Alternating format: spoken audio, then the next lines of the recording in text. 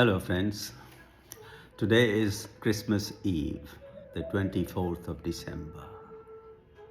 And on this occasion, I would like to narrate for you a short story written by the American author O. Henry. And the title is The Gift of the Magi. Now, first, let me explain what Magi means. The Magi are the three wise men from Persia who visited Jesus after his birth and brought for him gifts of gold, frankincense, and myrrh. Myrrh is oil balm. Later on, it became kind of custom to exchange gifts with one another over Christmas. And now, let us start with our own story. I have taken the liberty of making some changes of my own. James and Della are a married couple. Both came from poor backgrounds. Della was a pretty young woman.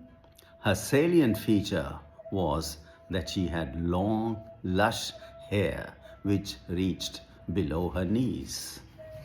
And Jim was a handsome young man, gentle-mannered, soft-spoken, and hard-working. He rose from an ordinary worker to a department head in a factory which produced artificial eggs. Della was a waitress in a small cafeteria around the corner, run by an almost 100-year-old widow who had turned her home into that cafeteria. Incomes for James and Della were meager but regular, and they were living a happy life together.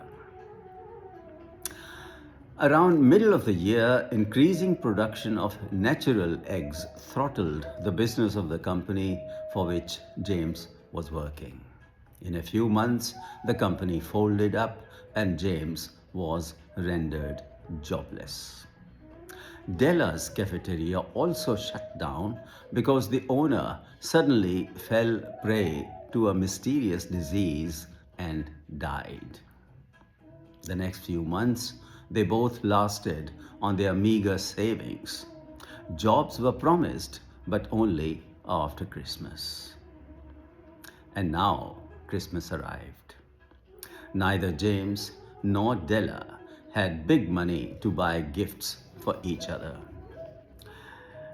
Della went around the shops, but there was nothing costing less than $15, and she had only about $2 in her pocket. James too wandered around but no gift for Della would cost less than $50, and he had only 6 of them in his pocket. Both were in a fix.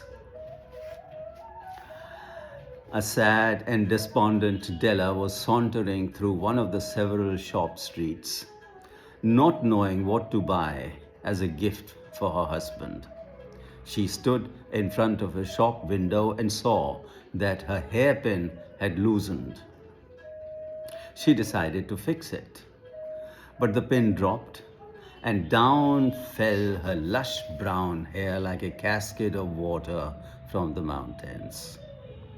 She bent down to pick up the hairpin when suddenly a silver-haired, royal-looking lady opened the shop door and almost dryly asked Della if she would like to sell her hair. Astonishingly, Della looked at the lady and then up to the shop signboard, which read, "Hair products." Hair products. $20, said the old lady instantly. Della made a decision. And now, after getting a free hairdo at the shop, which made her look like a several years younger Della, and with $20 in her pocket, she was flying in the 7th heaven.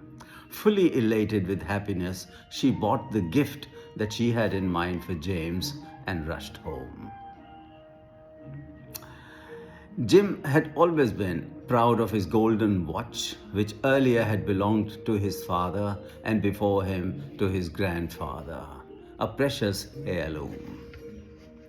He looked at the watch, noted the time, which was running out fast, ran his fingers over the leather string which held it. He pondered for a while. Suddenly, a thought flashed in his mind. A smile of satisfaction spread across his lips, and he wandered off with determined steps towards a shop he knew was not far away. Both husband and wife had finally bought their gifts just in time, and it was Christmas Eve. Della returned home before her husband. She opened the door when he knocked and hoped in her heart of hearts that James would still like her with her short hair. Jim stared at her with expressionless eyes. Della could read neither anger, nor surprise, nor disapproval, nor horror, not any sentiments that she had been prepared for. Jim's eyes were searching for something which was no longer there. Della's long and lush hair. Della understood and tried to pacify her husband with the assurance that her hair grows very fast. She made him sit at the dining table and brought out the gift that she had bought for him. She had noticed since a long time that the old leather string on his golden pocket watch needed replacement. And out she brought the packet which James opened. And here he got yet another shock.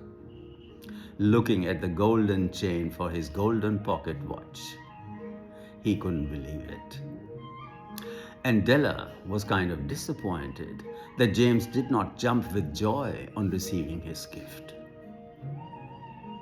With a wry smile on his face and shaking his head, James took out a slim red cardboard box from his coat pocket and placed it on the dining table. "And this is for you, darling. Merry Christmas," he added expressionlessly. With great curiosity, Della opened up the packet, and lo, what does she find there?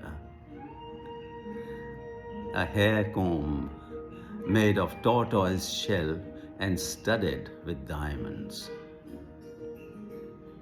Friends, Jim had sold his pocket watch to buy the comb for his wife, and Della had sold her hair to buy a golden chain for Jim's golden watch. What an irony of fate. Now, would we call these two individuals foolish because they gave up their most precious possessions in order to make the other happy? They did it for love. Merry Christmas to you all, and stay blessed.